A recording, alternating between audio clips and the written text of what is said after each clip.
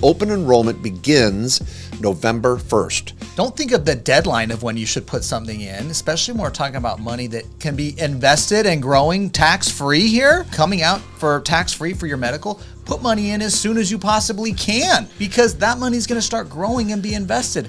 Welcome, everyone, to the Directed IRA podcast. This is Matt Sorensen, joined by the great and powerful Mark J. Kohler, and we're talking about something great and powerful. It's called the health savings account. My favorite topic, and I mean that. I am jazzed about the HSA. Matt and I have debated, do you ever fund your Roth IRA first or your HSA? It is a close call for me. And if you're watching on YouTube, thank you. Yes, we wore matching jackets today. We are selling real estate this afternoon at an open house, and we wanted to look good. Yeah. And we have the candle, the cookie candle. Yeah. So it smells like cookies when you walk in. Yeah. And we have some brochures we want you to get a hold of. And I also need your phone number and email address when you stop by, so make sure you register. Are you picking up the platter at Costco, or am I? Yeah. Okay. All right. Anyway, sorry, we're joking. Both of us have kids that are in real estate, and so we tease when, back in the day, in the 80s, you had to wear a special jacket to have an open house, Yeah. Now it's all, more bougie. So the health savings account is critical because open enrollment begins November 1st. And that's a big deal for any of you that are entrepreneurs and trying to select the right healthcare plan. 80% of Americans don't even tap out on their deductible, meaning they're buying more insurance than they really need. So, which hence means maybe we could go with a higher deductible plan, fund a health savings account, and put that money away and grow it tax-free. And Matt, can we self-direct a health savings account? Yeah, and we're not talking about just putting that money in the bank and getting nothing on it and losing money because of inflation. We're talking about investing it in something you know and believe in. Mark's bought real estate with his HSA. I've invested in crypto with my HSA. We've both done some really cool things. And that's what we do at Directed IRA is like, once you put the money in the HSA, you can invest it and it grows. Now, keep in mind, there's three cool things about the HSA. When you put that money in, you get a tax deduction, right? You can put in $4,300 single, $8,550 married, or just you and a child. Okay, this is a family coverage. Okay, and I get a tax deduction on that. No matter my income, no matter whether my itemized or not, I get a deduction on my tax return, reducing my taxable income this year. Now, I'm just doing the math in my head right now because at our event last weekend, people... I was wondering what you're doing over Yeah, there. well, I'm thinking through the math here because I want to tell you the power of this. Last week was our Alt Assets Summit. You can get the virtual replays there. I highly recommend it. And that's altassetsummit.com. Love that. Thank you. And one of the topics there was I talked about the covered L for kids, the college saving IRA. And I used an example that if you had put $2,000 in a crypto covered L last year in October, same month last year, and if you were an XRP fan, all right, I'm just saying, this year it would be worth $8,000. So you were able to 4X the return. Now we're going to have all sorts of returns when we self-direct, some good, some bad, whatever. Some of you hate crypto, believe in crypto. Some of you love real estate, hate real estate, whatever. To each their own, hence self-direct. Yeah. Now, if you were to fund an HSA for $8,000 last year in the month of October and chose to do a crypto HSA, which you have that option on your app, you could be set up in 9 minutes. I timed it. Last account I opened up. You would have had $32,000 in your health savings account today. People, this is paying for long-term care, dental, chiropractic, physical therapy, some over-the-counter drugs now, and, of course, prescription drugs. The list goes on and on. People, the number one reason for bankruptcy in America is healthcare expenses. The number one reason people pull money out of a retirement account is for healthcare expenses. Your HSA is more powerful and valuable than you know. Yeah, and the number one expense when you're retired and aging, medical. All right, and so this is a bucket of money we do want to grow. A lot of people leave this one on the wayside, and we're like, guys, holy shit. They're winning our X rating, explicit E rating. Okay. I mean, I want you to know, this matters, is the IRS is giving you a deduction when you drop this money in. They're saying, go invest it in whatever you want. And that could be the stock market, but like we're saying you could do more. You could invest and self-direct it in what you want. We've done some cool things here, and we're doing that every day at Directed. And it comes out totally tax-free for medical at any age, And so like And I want to do another way to think about the HSA here too, is when I was younger, I used the HSA and I would just put money in to get the tax deduction, and then I was paying for my kids' braces, or just the pull it right dentist, back out. I didn't have the disposable money to be setting it aside, but I had medical that I had to pay for one way or the other, and I wasn't getting a tax deduction. So I was dropping money in the HSA and spending it back out immediately. In my 20s and 30s, I had kids and a family, right? We had medical costs, and I was getting the tax deduction. That's level 1 HSA, okay? And I love that, okay, right? Who doesn't love a tax deduction? You gotta spend the damn money anyways. Doesn't phase out any age, well, I should say up until age 65, you can do that Medicare, all day long. Now, level 2 HSA is what we're talking about here. Get the contribution in, invest it in an asset that's going to grow and build over time, so you have a big pot of money later on in retirement or whatever time you need to draw on that set of funds. You might have a big issue in your life, a big medical expense for you, a spouse, someone in the family, whatever it may be. But also keep in mind, the time period you have that HSA, let's say you're saving in that thing 10 or 20 years. You start saving it in 2025 right now. And now it's 2035. You've got 10 years of medical. And this HSA now is worth $500,000. Well, you might be thinking in 2035, I only have $1,000 of medical, Matt, or $5,000 of medical. How am I even going to draw this thing down? Guys, you got to go back over that 10-year window to pull the money out, okay? Because you had an HSA over that period of time. You can still reimburse yourself for the expenses in 2026, in 2028, in 2031. We're reimbursing ourselves back. And also what happened over that 10-year window, that money I put in, that I got a tax deduction for, I invested it and grew it in a tax-preferred manner, whereas I was earning income and growing that investment. I had to pay no tax, and it's coming back out to me tax-free. It's freaking powerful. Well, amen. Man, you got me fired up here. Hallelujah. Now, we could continue high-fiving, talking about the benefits and some nuances for the next 20 minutes. But I'll say let's slow the truck down here for a minute, and let's do a few technical points. First, how much can you put in to your HSA this year? And as Matt said, it is a deduction essentially on the front page of your tax return. I think it flows through Schedule 2 onto the front page. Forgive me, you accountants out there, it could be Schedule 1 at the moment, I'm just thinking. But anyway, it flows in, and the amount this year is $85.50 if you're married or head of household. And if you're single, it is $4,300. Now that's a tax deduction, and I like Matt's point. You could literally put it in and pull it out the next day for a knee surgery. You just generated a tax write-off, which you wouldn't have got otherwise. So that's level 1. So number 2, you have until April 15th to put that money in. So don't stress. You don't have to do this next week. But you know what? I was telling Patty yesterday about your report. Okay, just to digress for a minute.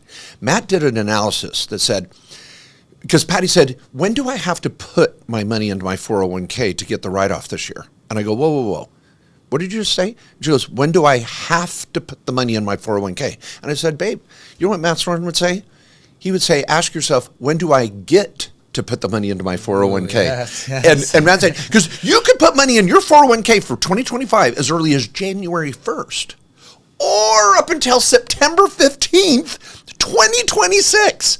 That's 18 months later. For the solar. Or 16, 19 months later. So, Matt, what is the result of putting money into your HSA when you can versus when you have to get the write-off? This is a great lesson, great point. I'm glad you're bringing this up. Is don't think of the deadline of when you should put something in, especially when we're talking about money that can be invested and growing tax-free here, coming out for tax-free for your medical. Put money in as soon as you possibly can, because that money is going to start growing and be invested. It's interesting. There was a Fidelity report that they looked at that said the people that have over $1 million in an IRA or 401k, and they looked at the characteristics of those people. And what did they do? One of the things that was the most surprising characteristic is they contributed as early as possible. Once they had the earned income, they contributed. Like January hits, their $7,000's going in their IRA. Their $85.50's going in their HSA. They're not waiting till next year, April 15th, to drop the money in. You've lost like 16 months of investment growth in a tax-free for Roth and tax-free for HSA coming out for medical manner. So you need to change your thinking there. Yes. Because we're talking about growing and building wealth in a tax-efficient manner. But for those of you that are late to the game, it is a huge tip. You got until April 15th. Yep. Now, eligibility. So you have until April 15th to do it. You know the number, and your AGI doesn't matter at all. You could be, Warren Buffett could do, well, he's over the age 65 now, but any income level does Elon not Musk. Elon Musk could do an HSA contribution. Okay. The next issue is how do I get eligible to do this? Well, the first issue is you have to have a high deductible qualifying plan. Sometimes they're referred to as, I've got the little high deductible health plan. Yeah. There's all these little acronyms out there. The reality is when you get into it technically, though, there's 5 or 6, and there's actually under Obamacare this 10-point checklist of what qualifies as a HSA qualifying plan. And it's good stuff. It's easy stuff. It's got basic doctor visit protocol and deductible amounts and this and that. But it's generally going to be a high deductible plan, and that's going to be at least $1,650 if you're single, or $3,300 if you're married or had a household. Now, that would normally be a high deductible. But again, 80% of people never even tap into their deductible because they don't go to the doctor. So have a reality check. And if you did have a bad situation, you've got the insurance there for it. So, point being, November 1st is your open enrollment for any of you entrepreneurs out there. Some of you may have had a different enrollment period with your day job. That's fine. Stand up and go, whoa, I want a qualifying HSA plan. And you get to select that on your little enrollment form. But for you entrepreneurs out there, between November 1st and January 15th, you got a choice. And I would recommend that you choose that qualifying plan. Here's another thing to keep in mind. If we're talking about a 2025 contribution, you need a high deductible health plan for 2025. Yeah. Okay. So we're talking about putting that contribution in. Now, there is something called there's like the last month rule. Okay. For any of you that may have been switching plans, maybe you had a change of employer or a cause where you've changed plans through the year. Good call. There is something called the last month rule that says if you've moved to a high deductible plan, as long as you did it before December 1st of 2025, you can get contributions in for the full amount of the year. You don't have to prorate it. There's some proration rule, but if this is a new plan and you get it set up again before December 1st, you can still make the full $8,550 family or $4,300 single contribution for 2025. And it's a great point. And that, many of you listening to this are going to have well over 30 days to jump on that. And you might be able to make a transition. And if for those of you that have your health care through an employer, call HR. Say, hey, can I change my plan? What is it? Well, it's going to cost you $100 or it's going to cost you, I don't care. Get me in there. And I want that plan effective before December 1st. And unlock this write-off. Okay, a couple other technical points. If you're age 55 to 65, you can put in $1,000 more. And under the One Big Beautiful Bill, they changed that provision because you had to have individual plans to do that. Now, if you're in a married plan, it says if where both are over 55. Both are over 55, you don't have to have single plans to do it. Yeah, and you're going to put $2,000 in. Yep, into $2,000 the family. Because that used to be a strategy when we'd say, well, when you're both over 55, let's both do individual plans because you both get the $1,000, and that was kind of clunky. So the One Big Beautiful Bill fixed that, so you can just go family, but you get the extra $2,000 now, so it adds up to just the same. See again, guys, that's $10,550 is a couple to put away for future health care. And again, you start doing the math on that of a 10 or 15% return, or XRP from last year, a 300% return, which is insane. But for you Bitcoin believers out there, you may say, you know what, 10 grand? You're popping 10 grand into Bitcoin every year anyway, at least if you're a Bitcoin believer.